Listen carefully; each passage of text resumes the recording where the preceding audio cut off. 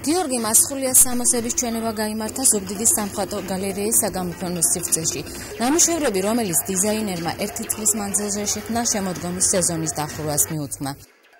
ჩემი დიზაინით ხდება მეორედ გასვლა, ხო ძალიან უკმაყოფილი ვარ ყველა მოდელისაგან და პირველი ჩემი ჩვენება და ჩემი კოლექცია წარსდგას ენაკში და თან პარალელურად ჩატარდა მის სკოლა 2012 და გამარჯვებული გახდათ ქრისტინე ადამია და მეორე ადგილისმფლობელი ლიკა ჭიჭინაძე. ჩვენებას როგორც მოწვეული, ასევე სხვა დაინტერესებული პირები ესწრებოდნენ.